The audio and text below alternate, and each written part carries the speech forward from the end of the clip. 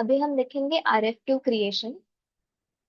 तो हम पहले परचेस मॉड्यूल में जाएंगे। यहाँ पे हमको रिक्वेस्ट फॉर कोटेशन मिलेगा, उसके बाद RFQ डैशबोर्ड। तो यहाँ पे हम डैशबोर्ड पे आ जाएंगे। तो बेसिकली इस वीडियो में हम RFQ क्रिएशन कवर करेंगे। तो RFQ क्रिएट करने के हमारे पास 4 मेथड्स हैं, मैं आपको वन बाय वन बताती हूँ। यहाँ पे इंडेंट का आपको डैशबोर्ड पे इंडेंट का लिस्ट मिल जाएगा जिनका अभी तक पीओ क्रिएट नहीं हुआ है। जब तक पीओ क्रिएट नहीं होता ये इंडेंट यहाँ पे रहेंगे, then you can multi select those indent और आप उसके ऊपर से RFQ क्रिएट कर सकते हैं। सो यहाँ पे आपको RFQ की ओपनिंग डेट आपको यहाँ पे डालनी है और क्लोजिंग डेट डालनी है। तो ये दोनों डेट के ये सो इन बिटवीन दो डेट्स ये RFQ ओपन रहेगा। जब तक वेंडर ये कोटेशन फिल कर सकता है। आपको एक्सपेक्टेड डिलीवरी डेट भी यहाँ पे डाल देनी है। आफ्टर दैट ये उसके इंडेंट में जो जो प्रोडक्ट रहेंगे उसके क्वांटिटीज आपको यहाँ पे मिल जाएगा। Then you can go with those quantities as well. उसके बाद यहाँ पे पैरामीटर्स आ जाएगा। If you want you can edit that quantity and proceed. यहाँ पे पैरामीटर्स का ऑप्शन भी है। If you want to add some run time parameters then you can choose any kind of parameter और उसको आप यहाँ पे ऐड कर सकते हो। After adding that parameter, if you're okay with this RFQ, then if you want to proceed, then you can submit this RFQ.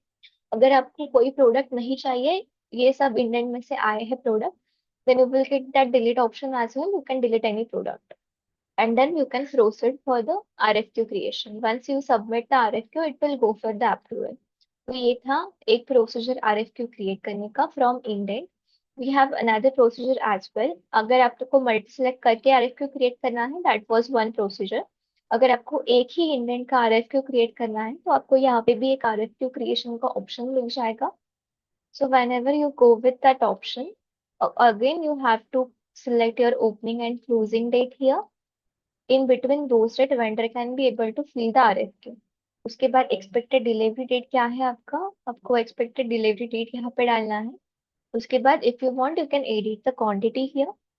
If you want to add more parameters, you can add runtime parameters as well. अगर आपको कोई product delete करना है तो पिछले RFQ की तरह हम उसको डिलीट भी कर सकते हैं। So once you submit, your RFQ will get clear. तो ये था अनदर ऑप्शन। अभी हमारे पास और एक ऑप्शन है,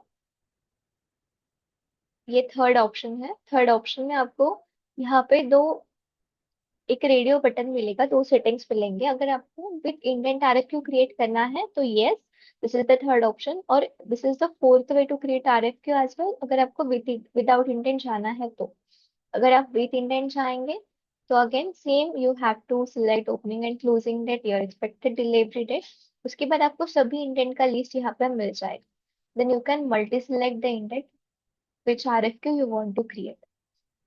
देन उस इंडेंट के हिसाब से आपको प्रोडक्ट और उसके क्वांटिटीज यहाँ पे मिल जाएंगे, सभी कॉन्फ़िगर्ड पैरामीटर मिल जाएंगे। If you want you can add run time parameters as well और आप ऐसे RFQ क्रिएट कर सकते हैं। This was the third method. Another one is now the fourth and last one is you can go with no option. अगर आपको indent के साथ RFQ नहीं क्रिएट करना है तो you can simply go with the no option. All the data will get clear. Again, you have to enter the same data which is closing and opening date and expected delivery date. उसके बाद you have to choose a category and सब category. तो उसके हिसाब से आपको यहाँ पे प्रोडक्ट मिल जाएंगे। Then you will enter the quantity here और इसको आप यहाँ पे ऐड कर सकते हो। ऐसे ही सेम अगर आपको डिफरेंट कैटेगरी से भी ऐड करना है then you will get another option as well. आप यहाँ पे अनदर प्रोडक्ट आपको जो चाहिए वो यहाँ पे ऐड कर सकते हो विद दैट पर्टिकुलर क्वांटिटी और उसका RFQ क्रिएट कर सकते हो। So this was the RFQ creation procedure. यहाँ पे हमने सभी मेथड्स RFQ क्रिएशन के जो जो है इस वीडियो में कवर करे हैं। Thank you.